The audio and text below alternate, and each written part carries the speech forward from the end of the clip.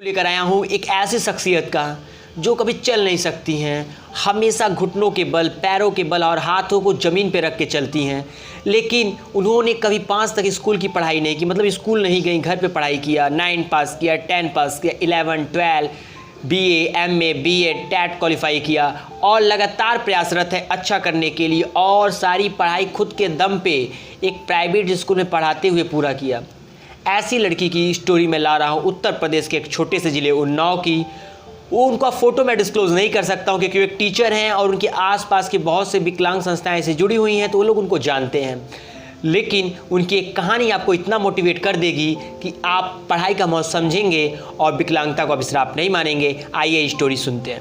जी, मेरा नाम शकुंतला, मैं उन्नाव डिस्ट्रिक्ट से बिलोंग करती हूँ और मैं एक प्राइवेट टीचर हूँ। ये मैं उन दिव्यांगों से बताना चाहती हूँ कि यदि हम दिव्यांग हो भी गए, पैर से, हाथ से, कुछ भी हो गए, लेकिन हम पूरे शरीर से दिव्यांग नहीं हुए, हम कुछ कर सकते हैं। जैसे कि मैं विद्यालय नहीं जा सकती। स्टार्टिंग में ही लॉन्ग फैमिली थी तो घर में बच्चे पढ़ा करते थे, तो मैं भी उन्हें देख कर पढ़ाई किया करती। 5वीं क्लास तक मैंने घर पे ही पढ़ाई। अब सोचिए क्या प्रॉब्लम हुई होगी, एक बच्चे को स्कूल भेजा जाता है और वो नहीं पढ़ता है, लेकिन फिर भी मैंने घर पे 5वीं क्लास तक घर पे पढ़ी और 5वीं क्लास से जाके बोर्ड पे स्कूल में एग्जाम दिया। उसके बाद फिर कंटिन्यू चलती रही। 8वीं एक कक्षा या 8 की एग्जाम दिए, स्कूल नहीं गई। मुझे तौर तरीके नहीं मालूम था कि कैसे स्कूल में पढ़ाई की जाती है, कैसे पढ़ा जाता है, कैसे पढ़ाया जाता है। फिर मैंने, एक भाई थे मेरे पड़ोस में, उन्होंने मुझे हेल्प की और मैंने हाई स्कूल के एग्जाम दिए। हाई स्कूल मुझे मालूम भी नहीं था क्या सब्जेक्ट है, कैसे क्या मैनेज करना है, लेकिन फिर भी मैंने वहाँ पढ़ाई की। समझ में आता रहा, नहीं आता रहा, कैसे आता रहा, लेकिन मैंने पढ़ाई की और भगवान की इतनी कृपा रही कि हाई स्कूल भी नहीं निकल गई। ये था कि 3rd डिवीजन नहीं निकली, लेकिन निकल गई। उसके बाद फिर मैं जान गई कि मैं पढ़ाई किया है। मैंने एक स्कूल को ज्वाइन किया, जहाँ छोटे छोटे बच्चों को पढ़ाना शुरू कर दिया और मैं चल नहीं पाती, हाथों के बल चलती। फिर भी मैंने वहाँ हाई स्कूल में पढ़ाया।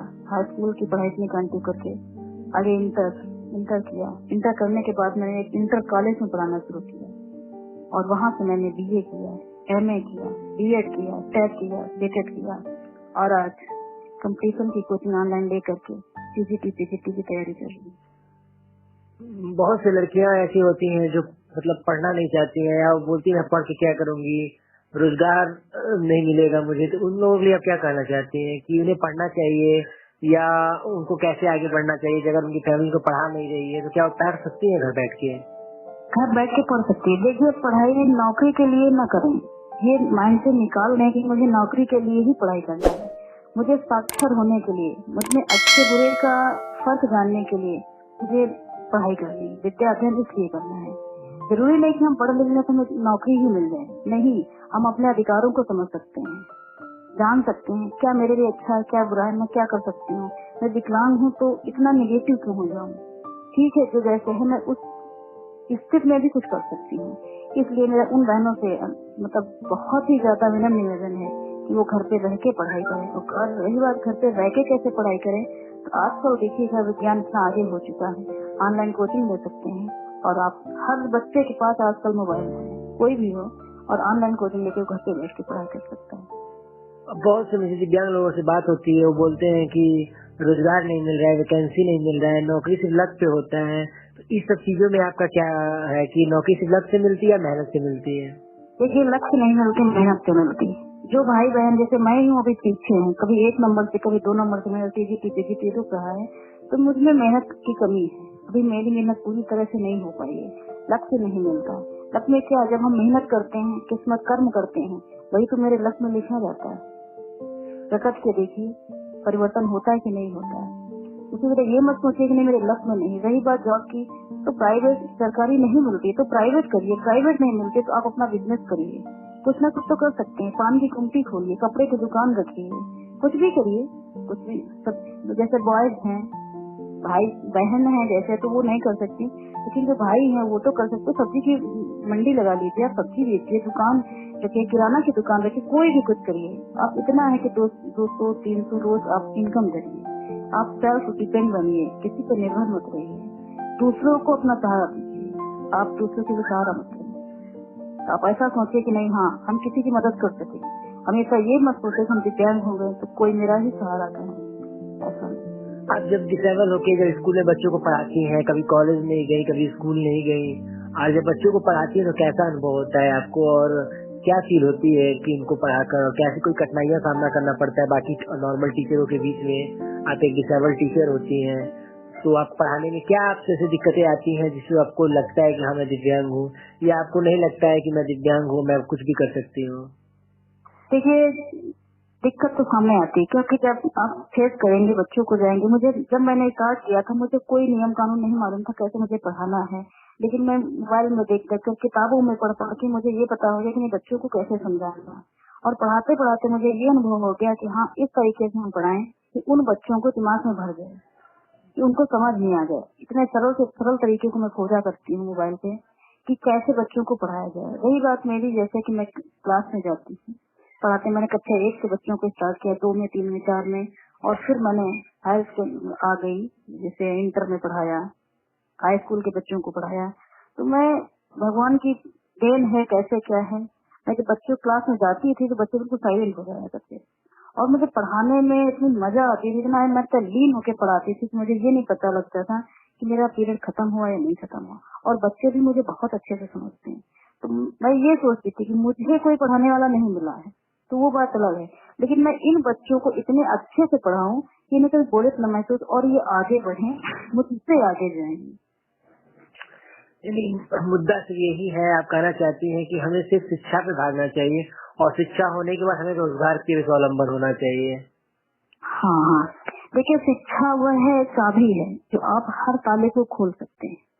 किसी भी मतलब मायने आप किसी भी फील्ड में चले जाएं, आप जॉब करते हैं, जॉब कर सकते हैं, नहीं जॉब के आप उसमें हो पा रहे हैं तो अपना बिजनेस डाल सकते हैं, ट्यूशन पढ़ा सकते हैं। घर पे जो बहनें हैं, भाई हैं, कहीं इधर उधर नहीं जा सकते, यदि वो पढ़े हैं इंटर तक या हाई स्कूल या बीए करे हैं, ग्रेजुएट हैं, पोस्ट ग्रेजुएट हैं, तो घर पे भी बैठ के कोचिंग कर सकते हैं, पढ़ा सकते हैं, 8-10 बच्चों को पढ़ा सकते हैं, या ऑनलाइन पढ़ा सकते हैं। आजकल तो बहुत ज्यादा सुविधाएं हो गई हैं। वो ये मत समझे कि नहीं हम दिव्यांग हो गए, डिसेबल हो गए, हम कुछ कर नहीं सकते, हम दूसरों के ऊपर रह के ही जी पाएंगे, ऐसा बिल्कुल दिमाग से निकाल दें। आप एक बार बता सकती हैं आप किस प्रकार विकलांग हैं, और कितनी मतलब घर से बाहर निकलने में आप क्या क्या दिव्यांगता का सामना करना पड़ता है? क्योंकि यहाँ पे हर एक दिव्यांग से अगर हम कोई अपनी प्रॉब्लम को रखते हैं तो सामने वाला दिव्यांग बोलता है, अरे आप तो कह देते हैं, आप तो कह देते हैं, पर मैं उससे ज्यादा दिव्यांग हूँ, वो तो चल सकता है, फिर सकता है। तो आप कैसे समझा सकती हैं आप कितनी दिव्यांग हैं, उसके बाद भी आप क्या क्या करती हैं? देखिए, मैं दोनों पैरों से दिव्यांग हूँ, ठीक है, और मैं हाथ से मतलब हाथ और पैरों से चलती हूँ। मैं जब पढ़ाने गई थी, मेरा उस समय फर्स्ट ईयर था, और पढ़ाने गई थी तो मैं हाथ के बल लकड़ी लेके चलती हूँ, हाथों में लकड़ी जैसे पकड़ के चलती हूँ ताकि मेरे हाथ गंदे न हो, और पैरों में जूते अगर पहन लेती ताकि मेरे कपड़े गंदे न हो। फिर मैंने अपने हाथ से बांस की, जो बांस होता है समझते हैं ना, बांस, उसकी मैंने बैसाखियां बनाई, उससे चलना शुरू किया। फिर धीरे धीरे मैंने बैसाखी वाली, बैसाखी से मैंने पढ़ाना शुरू किया। मतलब बच्चों के सामने जब जाती थी तो मैं ऐसे जाती थी और कुर्सी पर बैठ के पढ़ाया करती थी। तो मुझे ये लग रहा था कि बच्चों को समझ में उतना नहीं आ रहा, क्योंकि जो नॉर्मल टीचर है वो खड़े होकर पढ़ाते, टहल के पढ़ाते, मैं नहीं ऐसा कर पाती थी। लेकिन मैं कोशिश बहुत करती थी कि मतलब बच्चों को बेस्ट अच्छे से अच्छा दे पाऊँ। फिर मैंने बैसाखी से खड़े होकर के पढ़ाना शुरू किया। थक तो बहुत जाती थी, मुझे ऐसा लगता था मैं थोड़ा रेस्ट कर लूं, लेकिन मैंने रेस्ट के लिए नहीं ध्यान दिया। मैंने ये सोचा कि मेरा लक्ष्य क्या है, मुझे बच्चों को पढ़ाना है और आगे बढ़ना है। मुझे बहुत दिक्कतें हुई, मैं चलती फिरती थी, चढ़ के जो सेकेंड फ्लोर होता था, बीना लड़के जाती थी, वहाँ खड़े खड़े पढ़ाती थी, और जब घर आती थी थक तो बहुत जाती थी, लेकिन वो थकान मुझे महसूस नहीं होती थी क्योंकि मेरा लक्ष्य बहुत दूर था। और एक क्वेश्चन है आपसे और कि बहुत सी लड़कियां शर्माती हैं, बहुत से इंटरव्यू में मैं देखता हूँ कि अगर घर में मेहमान आ जाते हैं तो अपने दिव्यांगता को जैसे कमरे से बाहर नहीं निकलती हैं, या घर से बाहर कोई काम होता है वहाँ जाना नहीं चाहती है, सोचती हैं मुझे दुनिया क्या कहेगी, और अपनी विकलांगता की वजह से वो पेरेंट्स पढ़ाना भी चाहते हैं तो शर्म के मारे भी नहीं पढ़ती हैं कि हमें लोग क्या कहेंगे, अच्छी सोसाइटी में नहीं जाती है, अच्छे कॉलेज में नहीं जाना चाहती हैं, वो अपनी दिव्यांगता के लिए ग्रसित होती हैं और बाहर नहीं निकलना चाहती। उनको आप क्या संदेश देना चाहेंगे? देखिए, दिव्यांगता जो है ये हम लोगों ने अपने आप नहीं बनाई, ये भी भगवान की दी हुई है। कारण वही है कि उसने दी है, और उसने नॉर्मल आदमी को भी बनाया और मुझे भी बनाया, तो इसमें शर्म किस बात की। यदि हम आज शिक्षित हो जाते हैं, पढ़ लिख लेते हैं, किसी जॉब पे हो जाते, किसी पोस्ट पे हो जाते हैं, तो आप जिन लोगों से शर्मा रहे हैं वही सलामी करेंगे आपको। हम क्यों शर्माए किसी के सामने निकलने में? हमारे अंदर भी तो वो 5 तत्व विद्वान है, हमारे अंदर भी वायु है, जल है, पृथ्वी है, आकाश है। क्यों शर्माए हम उन लोगों से? किस बात की शर्म? आप खड़े खड़े चलने के लिए भगवान ने दिया, आप खड़े खड़े चल रहे हैं। मैं बैठ के मुझे दिया, मैं बैठ के चल रही हूँ। लेकिन मैं कुछ करके जब आ जाऊंगी, कुछ किसी पोस्ट पे आ जाऊंगी, तब यही नॉर्मल लोग मुझे सलामी देंगे। तो उन बहनों से मेरा ये निवेदन है कि वो शर्माए नहीं, आप शिक्षा को ग्रहण करें और शिक्षा के माध्यम से ही आप इस दिव्यांगता को पीछे छोड़ सकती है। दोस्तों, शानदार बातें शकुंतला जी ने हमें बताई और इस चीज से हमें सीखने को मिलता है कि हमें अपने दिव्यांगता को एकदम त्याग देना चाहिए। शिक्षा में फोकस करिए, पढ़िए, घर से बाहर निकलिए और शर्माना छोड़ दीजिए। जिस दिन आप सफल हो जाएंगे, यही दोनों हाथों पैरों वाले आपको सलामी ठोकेंगे। आपने शकुंतला जी हमें बहुत कीमती समय दिया, एक अच्छा संदेश दिया शिक्षा पे, इसके लिए आपका बहुत बहुत। दोस्तों, ये स्टोरी आपने सुना और देखा। अगर आपकी भी कोई स्टोरी है और आप दुनिया को मोटिवेट कर सकते हैं तो बिना झिझक आप इस व्हाट्सएप नंबर पे कॉल करें।